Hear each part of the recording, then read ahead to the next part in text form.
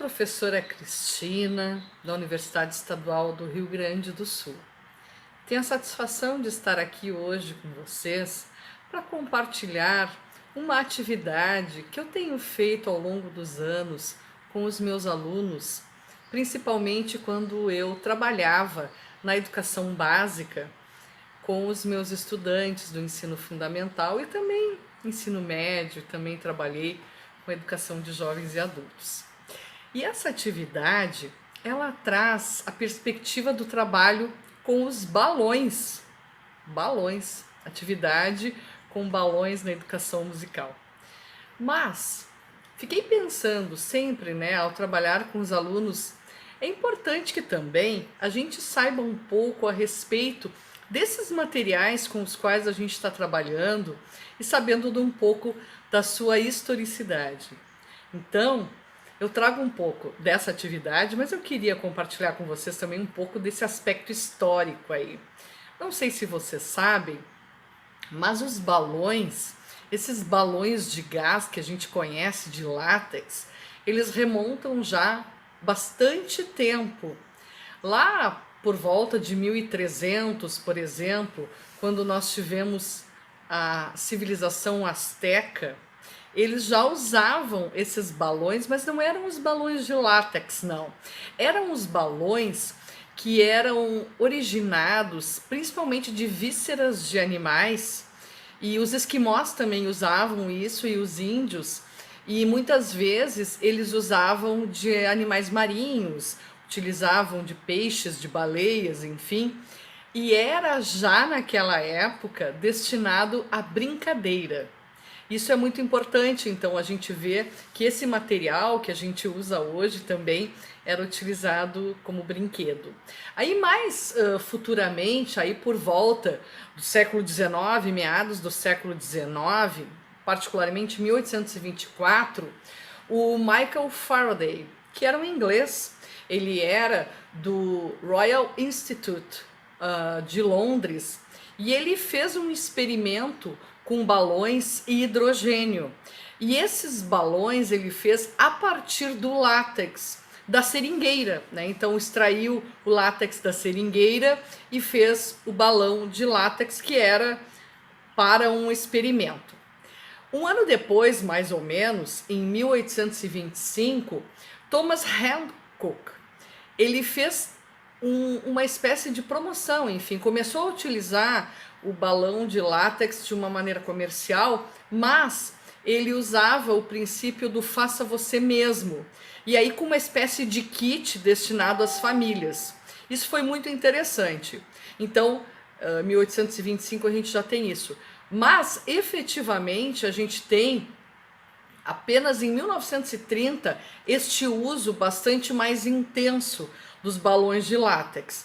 E é importante também não esquecer que lá em 1847 surgiram esses balões de uso familiar, mas eles ainda eram, não eram assim tão desenvolvidos, isso só começou mesmo em 1830. E aí eu fiquei pensando assim, eu usei muitos balões com fins pedagógicos musicais em sala de aula. E principalmente assim, os balões eles são baratos, atualmente a gente consegue comprar um saco de balão, Esse aqui, por exemplo, que tem 50 balões, balões mais ou menos, eles ficam com 18 centímetros, a gente compra por 10, 15 reais no máximo e a gente tem 50 balões. E aí eu pensei assim, isso é tão importante trabalhar em se tratando da questão pedagógico-musical, então, do trabalho com esses balões. Então eu vou tentar compartilhar um pouquinho com vocês esse conhecimento e esse trabalho que eu fiz.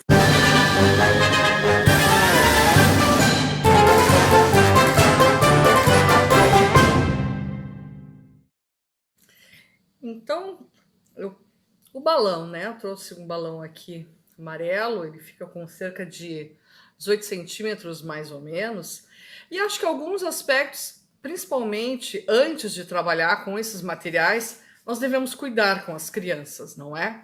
Temos que ver se as crianças não têm alergia ao material, ou se tiverem, então usar um outro material alternativo. Primeiro aspecto importante para nós da educação musical é o próprio sopro, né? E é importante que a gente pense que não é assim tão fácil soprar um balão.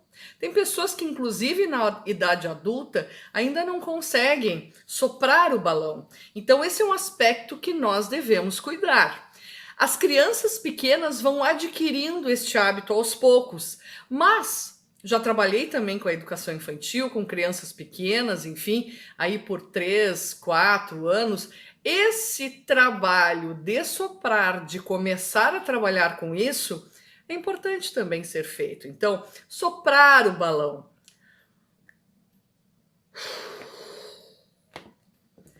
Aí a gente vai ver, numa inspiração, o quanto a gente consegue segurar e soprar o balão. Depois, uma brincadeira que é muito legal de fazer, as crianças agora adoram, é fazer barulho com os balões.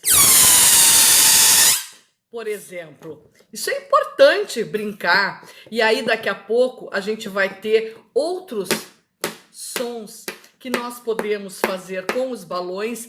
E aí, se nós estivermos com crianças que não conseguem soprar, a gente pode soprar anteriormente os balões e as crianças começarem a brincar.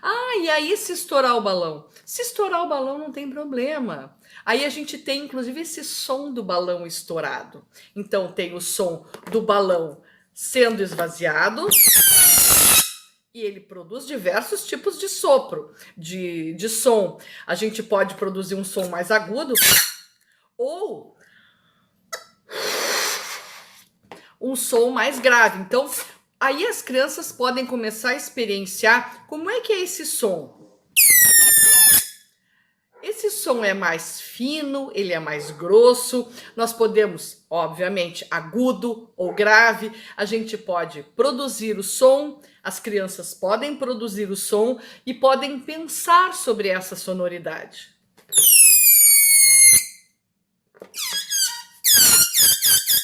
E fazer sons longos, sons curtos. E aí nós podemos trabalhar com os parâmetros sonoros também. A altura, som mais agudinho, a duração, um som mais longo. Nós podemos também, dependendo dos materiais com os quais os balões são feitos, identificar sons de natureza diferente, e aí nós estaremos trabalhando com o timbre, por exemplo, né? E a intensidade pode ser mais fraquinho ou mais forte. Tudo isso a partir de um balão, apenas um balão. Então eu convido com muita alegria vocês trabalharem com balões e nós podemos fazer vários balões em casa ou na sala de aula e fazer com balões coloridos, enfeitar o lugar que a gente vai brincar e começar a experienciar esses sons. Isso é muito importante. Pode parecer muito simples isso, mas nós estaremos com certeza trabalhando com materiais importantes para criança, jovem e adulto também. Não nos enganemos que este tipo de trabalho nós podemos fazer com várias faixas etárias. Espero que tenha agradado vocês, que vocês gostem de balão, e eu adoro balão. O balão lembra festa, lembra alegria. E brincar com balão é muito legal. Eu espero que vocês tenham gostado dessa atividade. Tchau!